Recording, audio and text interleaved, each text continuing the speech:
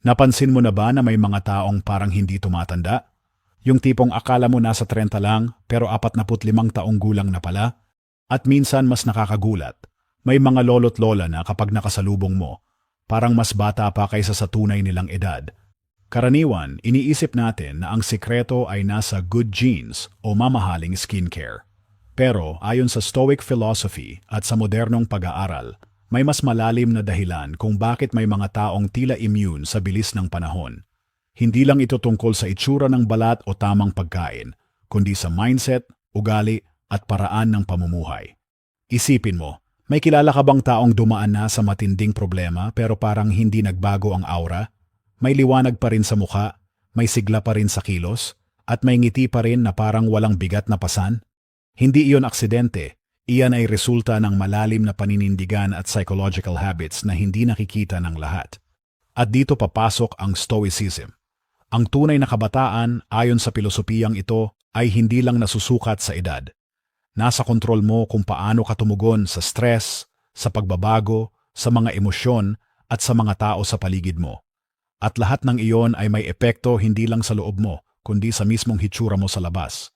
Kaya kung lagi kang sinasabihan na, "Uy, ang bata mo tingnan," o kung gusto mong malaman kung bakit may mga taong tila hindi natatablan ng panahon, siguradong makaka-relate ka dito.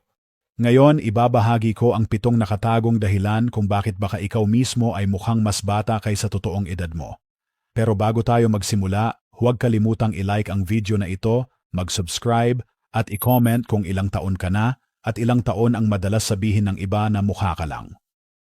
Reason number 1. Matibay ang espiritu. Kapag pinag-uusapan ang kabataan at itsura, madalas iniisip ng tao na kailangan ng mamahaling skincare, vitamins, o kahit retoke para manatiling bata ang hitsura. Pero may isang bagay na hindi mo mabibili sa kahit anong produkto, ang matibay na espiritu. Kung titingnan mo, may mga tao na dumaan sa matitinding pagsubok sa buhay, iniwan ng mahal sa buhay, nalugi sa negosyo, nagkasakit, o nakaranas ng pagkabigo. Pero kapag nakaharap mo sila, parang walang bakas ng pinagdadaanan. Fresh pa rin ang itsura, may sigla pa rin sa mga mata, at puno ng energy ang aura. Bakit ganon? Dahil natutunan nilang bumangon kahit ilang beses silang nadapa. Dito pumapasok ang sinasabi ng mga Stoic. Hindi ang problema ang nagpapabigat, kundi ang paraan ng pagharap natin dito. Ibig sabihin, hindi mo kontrolado kung may darating na problema, pero kontrolado mo kung paano ka tutugon dito. Kapag pinili mong mag-dwell sa stress, galit, o pagkabigo, unti-unti itong nakaukit sa katawan mo. Stress, ayon sa siyensya, ay isang silent killer. Pinapataas nito ang cortisol, isang hormone na may direktang epekto sa bilis ng pagtanda. Nagdudulot ito ng wrinkles, pamumuti ang buhok, at chronic fatigue. Kaya mapapansin mo, ang taong laging galit o laging stressed, mas mabilis tumanda. Pero ang taong matibay ang loob, mas marunong mag-let go. Oo, nasasaktan din sila, pero hindi sila tumatambay sa sakit. Natututo silang tumayo, ngumiti, at ipagpatuloy ang buhay. At dahil hindi sila natatabunan ng bigat ng stress, nagiging mas magaan ang aura nila. Isipin mo ito, ang mukha ay parang salamin ng kaluluwa. Kung puno ng galit at pait ang loob mo, lalabas at lalabas yan sa hitsura mo. Pero kung marunong kang magpatawad, mag-move on, at mag-focus sa mga bagay na kaya mong kontrolin, makikita ito sa kinang ng mata mo at sa freshness ng aura mo. Kaya kung gusto mong manatiling bata ang dating mo, hindi sapat ang lotion o facial. Ang pinakamahalagang skincare ay resilience. Ang kakayahang bumangon at magpatuloy. Dahil ang taong marunong magtiis, marunong magpatawad, at marunong magpasalamat, hindi madaling lamunin ng panahon. Kung lagi kang sinasabihan na, "Ang bata mo tingnan kahit ang dami mong pinagdaanan," tandaan, hindi lang swerte yan. Baka ikaw ay may matibay na espiritu na siyang totoong sikreto ng kabataan. At kung sa tingin mo, hindi ka pa ganoon katatag, huwag kang mag-alala. Pwede mo itong simulang i-practice ngayon. Tandaan mo, ang stress, hindi mo kontrolado. Pero ang reaksyon mo, nasayo. Piliin mong maging matatag at makikita mo, hindi lang kaluluwa mo ang magiging mas payapa, kundi pati katawan mo ay magiging mas bata. Reason number 2. Marunong yumakap sa pagbabago.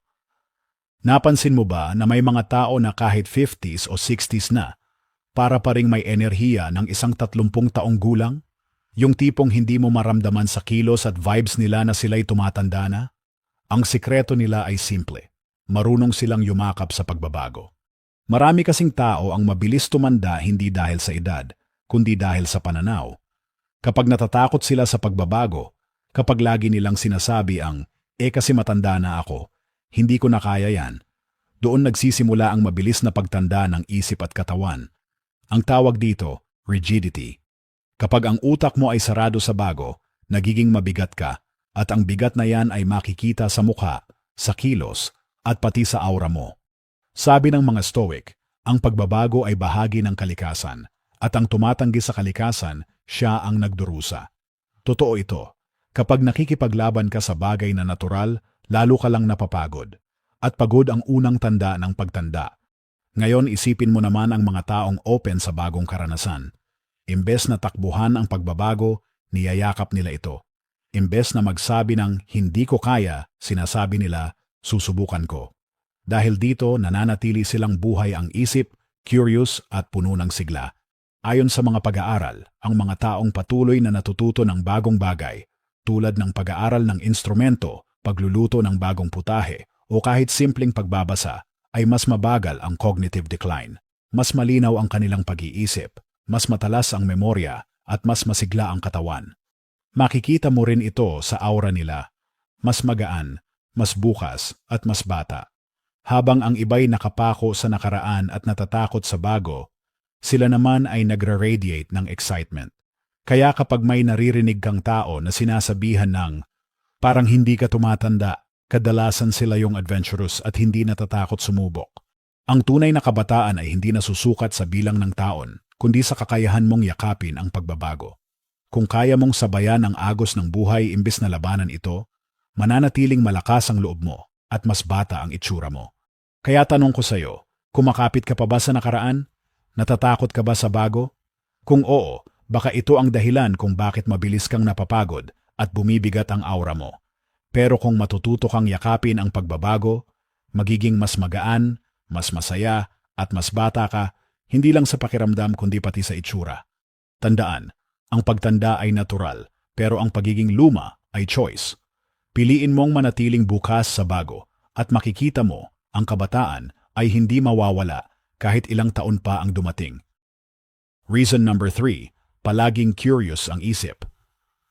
Alam mo ba ang isa sa pinakamalakas na sekreto ng kabataan? Hindi ito skincare, hindi rin supplements. Ang tunay na sekreto ay nasa isip, ang pananatiling curious. Kung mapapansin mo, may mga taong kahit nasa 40, 50 o kahit 60 na, parang laging may spark sa mga mata nila. Ang dahilan? Hindi sila tumitigil sa pag-aaral, sa pagtuklas at sa pagtatanong. Ang isip nila ay laging buhay, laging naghahanap ng bago. Sa kabilang banda, kapag ang tao ay tumigil na sa pagiging curious, nagsisimula na siyang tumanda kahit bata pa siya sa edad.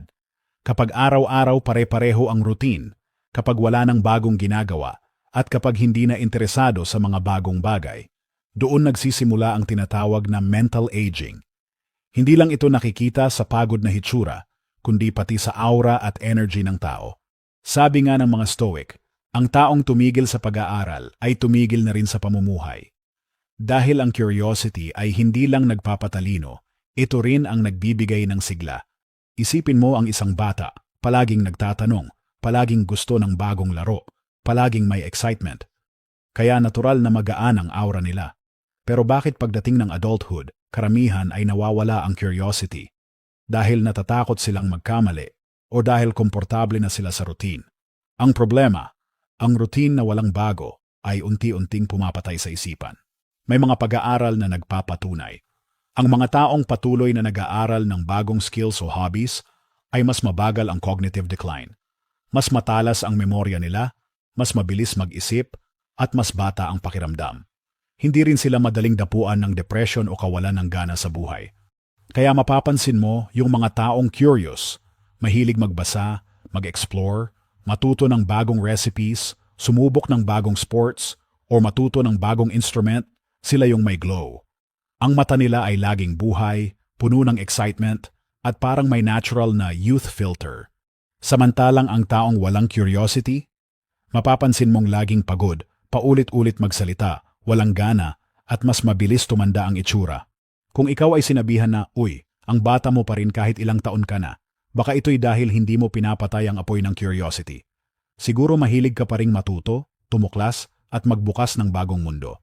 At kung sa tingin mo ay nawala na ang curiosity mo, tandaan, hindi pa huli ang lahat. Pwede kang magsimula ulit. Magbasa ng isang libro, matuto ng bagong skill, o kahit simpleng pagtanong sa sarili, ano kaya kung subukan ko ito? Ang kabataan ay hindi lang nakikita sa balat, kundi sa apoy ng isipan. Kaya kung gusto mong manatiling bata, panatilihing curious ang isip. Tandaan, ang taong palaging nagtataka at natututo, hindi talaga tumatanda. Reason number 4, malaya sa pagpapahayag ng emosyon. Napapansin mo ba na may mga taong kahit bata pa, parang pagod na pagod ang itsura? Mabigat ang mata, laging seryoso ang mukha, at parang pasan nila ang mundo. Samantalang may iba na kahit may edad na, magaan pa rin ang mukha, maliwanag ang aura, at laging may kinang ang mga mata. Ano ang kaibahan? Ang sikreto, marunong silang magpahayag ng emosyon. Kapag ang tao ay pinipigilan ang kanyang nararamdaman, galit, lungkot, takot, o kahit saya, unti-unti itong naiipon sa loob. At ang hindi alam ng marami, ang emosyon na hindi inilalabas ay hindi basta nawawala. Ito ay nagiging lason sa katawan. Tumataas ang stress hormones, naninigas ang mga muscles, at unti-unti itong nagiging guhit sa mukha, wrinkles, pagod na balat, at mabigat na aura. Kaya yung taong laging nagpipigil ng tawa, laging hindi umiiyak kahit gusto na, at laging nagpapanggap na okay lang kahit hindi, sila yung mas mabilis tumanda. Dahil ang bigat ng loob ay laging lumalabas sa pisikal na anyo. Samantalang yung mga marunong magpahayag ng emosyon, ibang-iba. Kapag masaya sila, buong puso silang tumatawa. Kapag malungkot, hindi nila ikinukubli ang luha. Kapag galit, hindi nila kinikimkim ng matagal. Ang resulta? Magaan ang pakiramdam nila at magaan din ang kanilang itsura. Ayon sa mga eksperto, ang open emotional expression ay may direktang epekto sa kabataan at kalusugan. Ang taong marunong maglabas ng nararamdaman ay may mas mababang stress levels, mas malakas ang immune system, at mas mabagal ang pagtanda. Hindi ito magic, ito ay science. At kung titignan mo sa perspektibo ng Stoicism, malinaw din ang aral. Ang emosyon ay hindi dapat ikulong. Hindi mo kontrolado kung darating ang lungkot o galit, pero kontrolado mo kung paano mo ito haharapin. Ang Stoic ay hindi nangangahulugang walang emosyon. Ang ibig sabihin, marunong siyang magdala ng emosyon, hindi sobra, hindi kulang. Kaya kung gusto mong manatiling bata ang itsura, hayaan mong maging totoo ang emosyon mo. Tumawa ka ng malakas kapag masaya ka. Umiyak ka kung kailangan. Maglabas ng bigat sa pamamagitan ng pakikipag-usap sa kaibigan, pagsusulat, o simpleng paghinga ng malalim. Tandaan ang mukha ay salamin ng kaluluwa. Kapag puno ng hindi nasasabing damdamin ang loob mo, lalabas ito bilang pagod na itsura. Pero kapag marunong kang maglabas at magpahayag, magiging magaan ang iyong aura at magmumukha kang mas bata kaysa sa edad mo. Kaya sa susunod na maramdaman mong pinipigilan mo ang sarili mong damdamin, tanungin mo ito, bakit ko pinipigilan? Tandaan, hindi kahinaan ang pagpapakita ng emosyon. Isa itong paraan ng pagpapalaya, hindi lang ng isip kundi pati ng katawan. At sa bawat tawa, bawat luha, at bawat paglabas ng nararamdaman, doon mo unti-unting matutuklasan ang sikreto ng isang mukhang hindi tinatablan ng panahon. Reason number 5, nasa positive na kapaligiran. Napansin mo ba na may mga taong kahit hindi sobrang yaman, hindi rin laging nasa spa o derma clinic, pero fresh pa rin ang dating? Samantalang may iba, kahit may pera at access sa lahat ng beauty products, parang laging pagod at matanda ang itsura. Ano ang pinagkaiba nila? Simple lang, ang kanilang kapaligiran. Ang energy ng mga taong nasa paligid mo ay parang hangin na nilalanghap mo araw-araw. Kung puro negative, reklamo at galit ang kasama mo, unti-unti rin itong sumisiksik sa katawan mo. At ang hindi alam ng marami, hindi lang emosyon ang naapektuhan, kundi mismong itsura at kalusugan. Isipin mo ang isang taong laging kasama ang mga negative. Mga taong mahilig magreklamo, mag-criticize, at magdala ng drama. Mapapansin mo parang laging mabigat ang aura nila, nakakunot ang noo, mabigat ang mata, at laging pagod ang dating. Bakit? Dahil ang stress na dala ng negative energy ay literal na nagpapataas ng cortisol. At gaya ng nasabi natin kanina, ang cortisol ay pangunahing dahilan ng wrinkles, mabilis na pagtanda, at pagkawala ng natural glow. Samantalang ang taong marunong pumili ng kapaligiran, ibang-iba. Kapag napapalibutan ka ng mga taong masayahin, supportive, at may positive outlook, nahahawa ka sa kanilang energy.